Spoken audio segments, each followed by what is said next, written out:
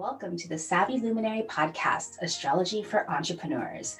I'm your host, Leslie Tagorda, creator of the Astrobrand Method, business astrologer, brand designer, author, and Aquarius boss woman. I help visionary spiritual entrepreneurs and impact makers like you illuminate and amplify your unique star powers so you can be the luminary you were born to be.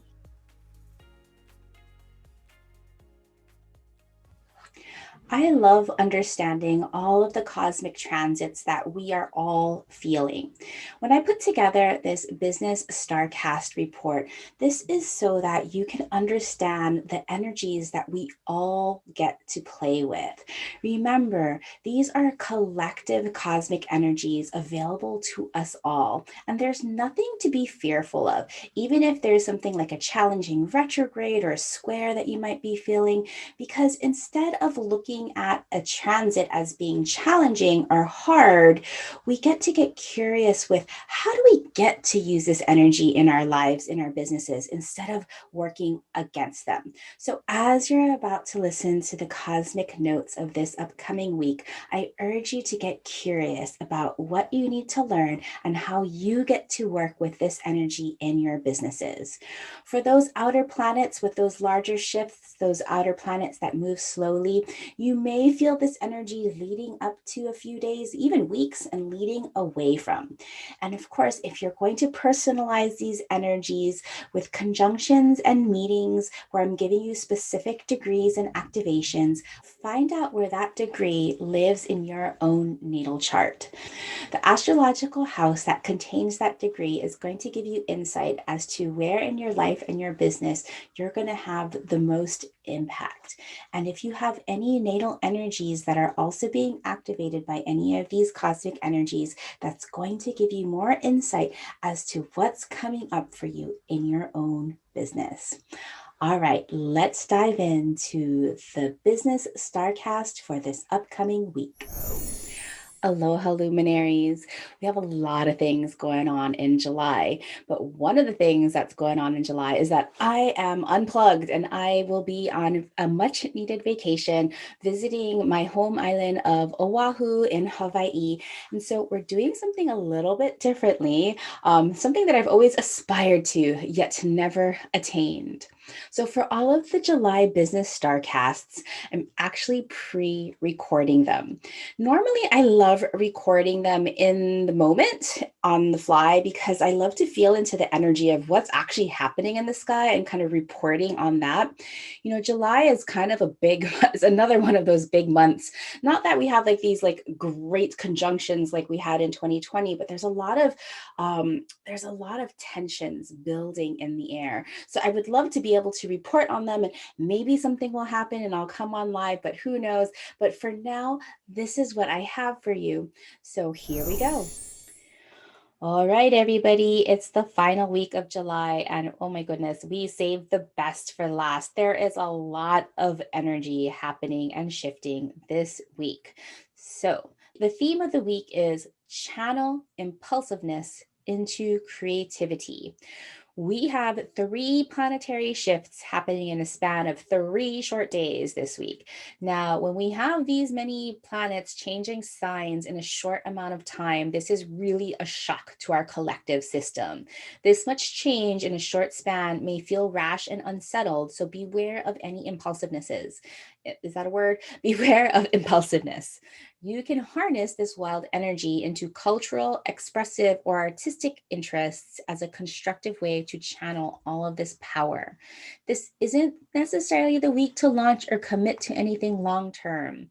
Instead, use this energy to create, gather deep insights, and restore. Now, however, if you are launching and you are so ready and you're like just ready to jump at the bit, you feel the energy, permission to launch. On July 25th, that is Sunday, Mercury, who's been moving so quickly through the sky, is now opposite Pluto retrograde at exactly 1:15 p.m. Pacific, 4:15 p.m. Eastern. Again, we have an opposition that we need to hold space for, root to rise, make a choice, stretch into holding all of the perspectives.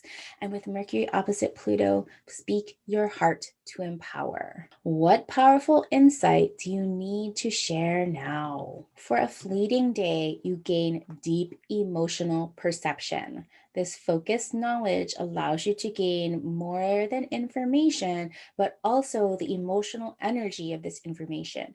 You're able to speak to the things that sometimes are hidden out of your reach. This is a good time to share a deep message in writing or speaking. Tough and taboo conversations can be had now with kindness and understanding. You can empower others with your powerful insight on topics that may be hard to discuss, now only if you choose. Mercury is still in Cancer at 25 degrees, opposite Pluto retrograde at Capricorn of 25 degrees. Okay, so for the next 3 days, we have planets entering new signs. Some shifts are happening. On Tuesday, the 27th, Mercury, after zipping through Cancer, has now entering Leo. It enters Leo exactly 6:12 p.m. Pacific, 9:12 p.m. Eastern, where the theme for Mercury and Leo for these next couple of weeks is confident communication. What fun can you have with your messaging? From now through August 11th, Mercury spends its time in courageous, vibrant Leo. Leo communications can take on an air of know it allness, but keep in mind to engage as well as listen from your heart for your communications to really feel heartfelt. Your mind is very good at expressing itself in colorful, vibrant ways. This is a great time to get creative writing projects done or add some fun to your communications. Write copy for your next launch or website, record a few podcast episodes, or dress up for your reels. You are sure to have fun expressing your style and yourself. On Wednesday, we have Jupiter retrograde re-entering Aquarius at exactly 5:43 a.m. Pacific, 8:43 a.m. Eastern, where we get to re-examine your values and beliefs for the future. What inner seeking will allow you to gain outer opportunities? In Jupiter's retrograde motion, this social energy steps back into Aquarius. In general, Jupiter's reverse motion is felt on a more subtle collective level, so you might not even notice this shift. During Jupiter retrograde, your expansiveness of Jupiter is focused inward, reconnecting and expanding your inner beliefs while challenging normal societal beliefs. There is nothing to do with this shift except notice what personal beliefs are now expanding. Jupiter appears to go backwards through October 17th, tracing back to Aquarius of 22 degrees. If you have planets or angles in Aquarius and late degrees of Aquarius between 29 degrees and back to 22 degrees, you're going to feel Jupiter expanding your natal energies for the second pass, bringing you deeper meaning and beliefs that will support your overall potential. You get this opportunity with Jupiter once every 12 years or so. So, if this is you, get curious with what evolution you experienced about 12 years ago and see how it is related to your current experiences. Do know that after October, as when Jupiter moves forward again, it's going to cross these degrees between 22 and 29 degrees of Aquarius, and you're going to get a third expansive wash on Jupiter on all your natal energies. So have fun with your new expansive beliefs. I'm really looking forward to this because my natal sun and my natal Jupiter are right around Aquarius of 24 and 25 degrees. So back in when was it? In April, when Jupiter crossed over my sun, um that for that first pass, I was like, I don't really feel anything as like vibrant and exciting as I thought I was going to, but I'm so lucky that I'm going to get two more passes, so maybe you will too. All right, and the very next day on Thursday, gosh, we have so many energies changing. Here we go. On the 29th, we have a rash and impulsive day, so just take heed because we have a couple of like Mars things going on. So first of all, at 8:50 a.m. Pacific, 11:50 a.m. Eastern, we have Mars now opposite Jupiter retrograde. Again, another opposition, root to rise, full illumination, and make that choice. This happens at exactly at 8:50 a.m. Pacific, 11:50 a.m. Eastern. And this is happening at kind of the critical degree. Mars is going to be at Leo of 29 degrees, and Jupiter retrograde is going to be at Aquarius of 29 degrees.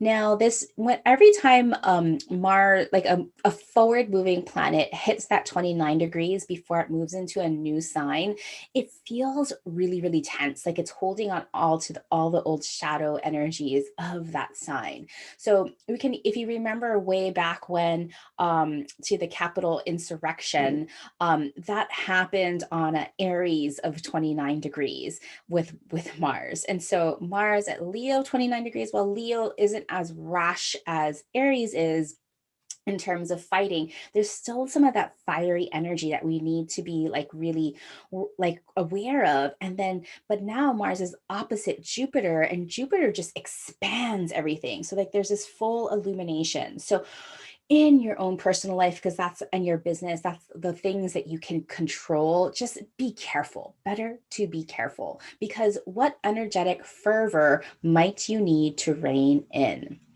A good thing about today is that you may have an abundance of energy. Your drive to get things done is at an all-time high. On the other hand, the buildup of this energy may not have an outlet, making it feel stuck, giving you a feeling of wanting to explode. You could be feeling uber confident with the likelihood of taking careless risks. Better yet, spend today tackling a creative project so you can use this energy in a productive way. Again, Mars at Leo 29 degrees, opposite Jupiter, retrograde Aquarius of 29 degrees. Mark this one on your calendar. Just kind of note what happens. This is the best way to feel into astrological energy, is to start to journal about how these transits affect you, so that you can kind of get familiar with having the stars be embodied in your own energy. Now, later that day, Mars is going to move through Leo of 29 degrees. So that opposition is going to be kind of quick.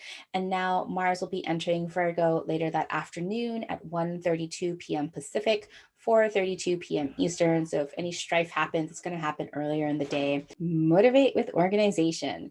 What data-driven aspects of your business can you achieve?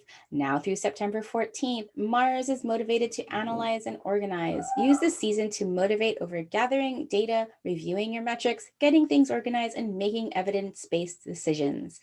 If you've been putting off reviewing your books or looking at your website traffic, this is a great time to come face-to-face with the data.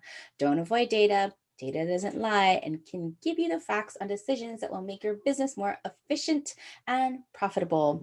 Be aware that this vigilance of Mars and Virgo can make you overthink, overwork, and overanalyze. So when you begin to feel this tendency, take care of your body first. Calm your system and maintain good health to prevent your mind from going overdrive and letting perfection, that inattainable drive for perfection, settle in. Let's say no to that. If you have planets or angles in Virgo, Mars is going to energize your natal planets, giving you that extra oomph. So pay attention to the details and work effectively. And lastly, on the last day of July, July 31st, I'll be flying back from Hawaii, back home to San Francisco to get straight to work, fully refreshed. We have our fourth quarter moon in Taurus at 8 degrees. This happens at exactly 6:16 a.m. Pacific, 9:19 a.m. Eastern. We opened up with the month with the fourth quarter moon in Aries, and now we're having our fourth quarter moon in Taurus, closing out the month, where this time the theme is relax and get comfortable. What can you do today to feel peaceful and prosperous?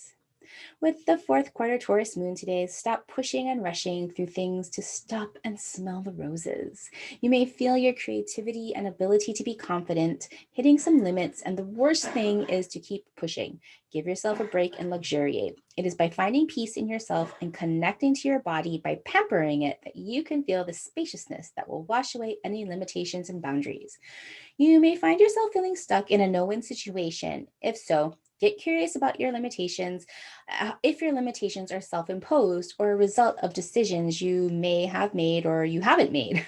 That way, you can change your course. If you're feeling energized and creative, get curious with what is sparking your creativity so you can replicate that energy again in the future. Remember, last quarter moon phases are for doing the inner integration work in our lives and our businesses. It's a time to reflect on what we now know and understand so we can assess how we want to continue. In your business, the fourth quarter moon phase is a perfect time for reviewing analytics, examining progress, and surveying. There will be things you keep, things you let go, and things you modify based on what you now know. All right, luminaries, thank you for a lovely week and a lovely July. I will talk to you soon. Aloha. The greatest thing that you could do to me to pass things forward is to head over to Apple iTunes and leave a rating and review for this podcast. Let others know what you think, and each rating and review helps this podcast be more visible to listeners like you.